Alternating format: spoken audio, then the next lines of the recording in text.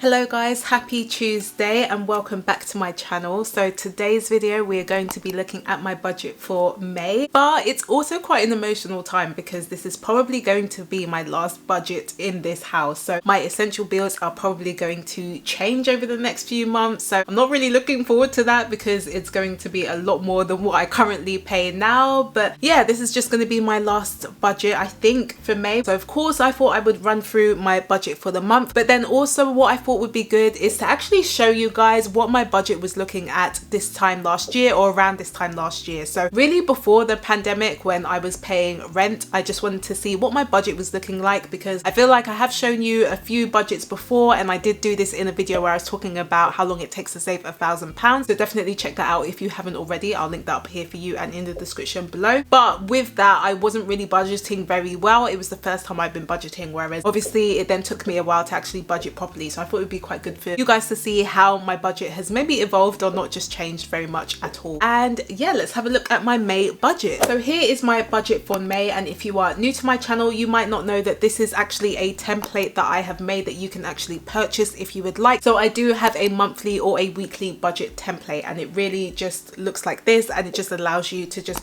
put all your budgets in place, and then also it has a yearly roundup at the end. So in terms of my total income, I don't tend to share my full salary, but I do earn under £35,000 a year. I have now also started to get income from my side hustle, but as most of you will know, I'm currently reinvesting that into my side hustle again because there are just things and services that I really want to purchase at the moment. So all of that money is literally just getting reinvested. And then when it comes to investments as well, that's something I do get in terms of dividend income, but again, that's something that I just tend to reinvest back into my investments. So I don't really tend to take any of that as my income, but my total income is really based on my salary for this budget. So moving over to savings and investments, again, I'm saving about £1,000 this month, which is probably going to be the last time I get to save £1,000. So yeah, a little bit emotional there, but you know, I feel like I've really just had this privilege for maybe a bit too long. So you know, it's just nice to at least still see that £1,000 going towards saving. So these things are really focused on building our emergency fund and also having a buy-to-let property. So we do already have an emergency fund. We did actually want to increase it. When I say we, I'm talking about myself and my fiance. If you didn't know, I am engaged and getting married, hence why I'm moving out of this house. But what we wanted to do is have an emergency fund of about 3 months first, and then we wanted to also start saving up for a buy-to-let. So the emergency fund is pretty much done now, and yeah, now it's just about saving up for a buy-to-let. Then I tend to put another £200 into my stocks and shares ISA. So if you didn't know, I currently invest in the stock market. That's again something that I have been doing quite often over the past few months. And then also this is something that I mentioned in my previous budget update as well, where I now put £150 into my side hustle. So if you are interested in looking at my budget update for April, I will of course link that up here for you and in the description below. But yeah, in total £1,350. Again, it's not going to look like this over the next few months, so this is kind of like a goodbye, to be honest. But yeah, it's always nice to see that I'm still able to save that much, at least for now. And then just moving on to essential bills. So again, I don't pay any rent or mortgage at the moment because I do live in my parents' house, so that's kind of a big zero. If you are new to my channel, you might not know that I do tend to pay for other things in the house, just not the mortgage. I pay for things like house insurance and groceries and things like that. So that's why it's a big fat zero.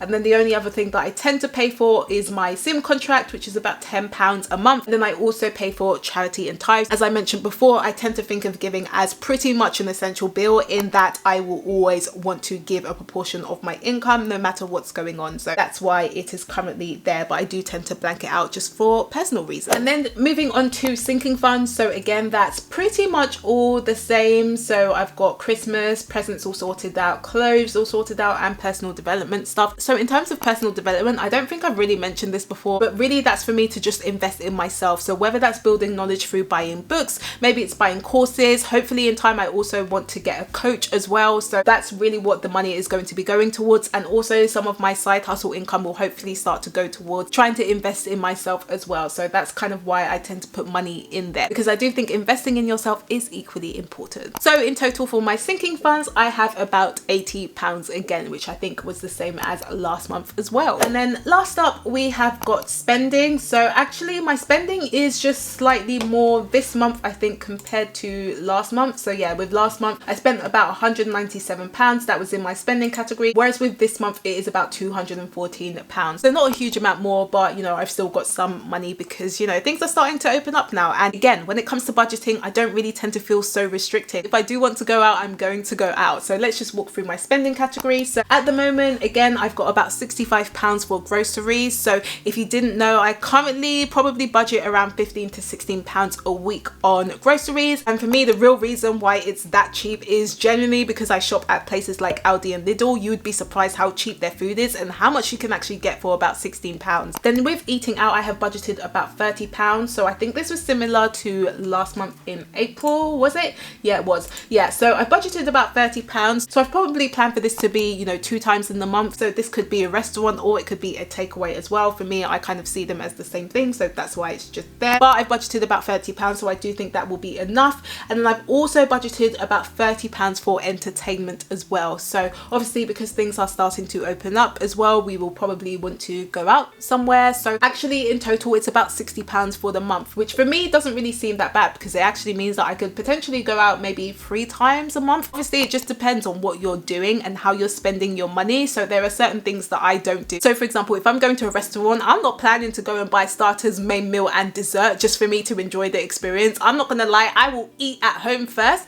and then I'll probably just go out and get a main, for example, or I'll get like a starter and dessert. I don't really tend to get the whole 3-course menu, but again, that's just a personal choice and it's just because I don't really want to have to spend unnecessary money. So yeah, that's just me. And then moving on to travel. So again, if I'm going to be going out a bit more often, I'm probably going to need to pay for public transport. So that's about £20. Again, when it comes to me actually going to buy things in the supermarket, I actually walk to the supermarket, so I don't really tend to pay for much travel. But again, this is really if I'm going to be traveling, you know, somewhere into London, for example, which I don't know if I will be, but I've just put money there just in case. And then with toiletries, I have budgeted about £20, so slightly more than I will usually do, but it's just because I think there are a few more things that I want to buy this month. And then again, house groceries, that remains at £20. So this will probably again be the last time I'm buying house groceries for the month because yeah, this is usually, you know, bread, milk, eggs, fruits and things like that. And yeah, if I'm not living here, then I won't need to pay for that. So that's going to be going towards there this month. And then miscellaneous, I've got about £20. So usually I will put some money into miscellaneous, and what I tend to do is in my Monzo account, I just tend to call that general. That's how I budget it. The main reason is in case, you know, I forget to pay for something, I just have £20 in there to basically just help me out. So that's why £20 is in there. And then I had a few pounds left over, so I decided to put that into my pennies jar. And so if you didn't know what my pennies jar is, it's something that I have in Monzo, and so every time I have like loose change, every time I spend money on my Monzo account, the pennies will then go into that jar. And so I tend to just really use it as like a mini emergency fund just in case I tend to overspend in some areas. But yeah, I do really think it helps me out. But again, in total £214.14 for my spending category. So now what I thought would be good is to just have a look, just to be a bit nostalgic and look at what my budget was saying this time last year. So I've actually chosen February 2020, and this was the budget that I made just before lockdown as well. So I just wanted to really show you guys an example of what my budget looks like, especially when I wasn't living at home. So this is typically what I would budget. So obviously I still do keep my income quite private, but the one thing I would say is, again, I was earning under £30,000 a year in this case as well, in this scenario. So that's just to give you a bit of context. In terms of my savings, so I was participating in my company's savings scheme and I was putting about £100, I believe, into that. So yeah, that was money being taken out, which was good. I've just put that in my budget just so you can see, but really with that money, it actually got automatically taken out from my paycheck. So when I would receive my paycheck, I actually wouldn't see this £100. It was already deducted automatically. So yeah, I hope that makes sense, but I just wanted to put that in my budget so that you could see. And then when it came to essential bills and debt repayments, so I was paying about £300 in rent. And if you didn't know, I was a lodger and I had basically been paying about £500 in a house of multiple occupation. So that really covered my rent and all my bills, but I decided that I was going to move to a cheaper place so that I can pay off my debt relatively quickly. So I ended up becoming a lodger in a family home, and all I needed to pay was £300 a month, and that covered all of my bills plus my rent as well. So that's literally all I paid. So it meant that my essential bills weren't that much as well, but I also had my SIM contract, and then also I actually had my car financed. So during that time I was paying about £209.68. I had been paying a lot more, I think it was about £280, but because I started to overpay on my car loan, the way the bank and the interest works, it just meant that I got to pay slightly less, so about £209 instead of £280. So that was all good. And then of course I would pay my charity and tithes. And then moving over to sinking funds and debt overpayments. So this is the time that I was actually making overpayments towards my car loan. So you can see that I actually put £700 towards my car loan. So if I didn't have my car loan, I essentially still would have been able to save probably around £900 a month. So I do think it's always interesting when people are like, oh, you only save that much because you live at home. No, at this point in time, I was not living at home, but I just made certain sacrifices to make sure that my housing situation was as cheap as possible. But essentially, I probably could have been able to save £1,000 even if I wasn't living at home. So yeah, you can actually see I probably would have been able to save that much anyway. But yeah, I was obviously putting £700 towards my car, and then I was only putting about £10 towards Christmas presents, and then about £10 towards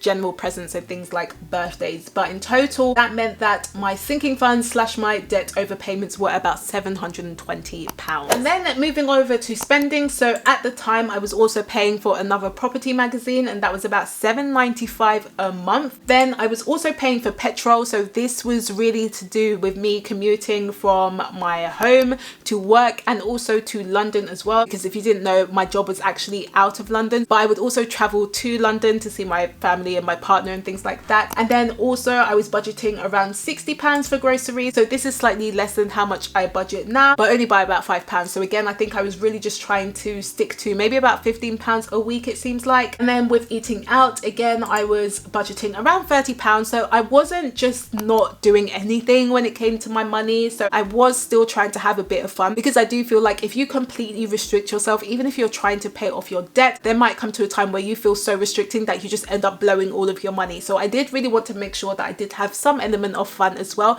even though I was really trying to attack my debt. So you can see that I still had £30 that was dedicated to my eating out, and then also another £15 for entertainment as well. So again, this is something that I still wanted to do just to make sure that I still did have an element of fun. And then travel, again, this was around public transport, so I had budgeted about £30 there, and then about £5 for toiletries. I'm not sure why it was only £5 for toiletries. It may have been that I bought more toiletries the month before, for example. So again, I always tend to say that that can fluctuate sometimes, but in total my spending was about £228.48, so just slightly more than what I spend now, but I still think it's quite good in terms of, you know, how I was budgeting during that time. So yeah, just wanted to take a quick look at the yearly roundup. Obviously this is just for 1 month, but you can see that in total my essential bills came to about 41%, so obviously that's a lot higher than what it is now. I think the main reason for that, again, is not only because of my rent, but then also if you account for my car finance as well. So my car loan was like £200, whereas my rent was only £300, so it definitely makes sense. Plus my charity and tithes were in that as well. And then with sinking funds, that was about 41%. Again, that was relatively high because I was overpaying on my car. But then also when it comes to spending, it was only about 13%. So again, it's not really changed that much. Obviously, I think I spend a little less now compared to last year, but you know, again, 13% isn't that much, so I'm quite proud of that. And then obviously only 6% with my savings, but again, it was just because I was trying to pay off my debt as much as possible. But yeah, I do think it's quite interesting to see the difference in pie charts and how you can see like the yellow of savings and investments has drastically changed this year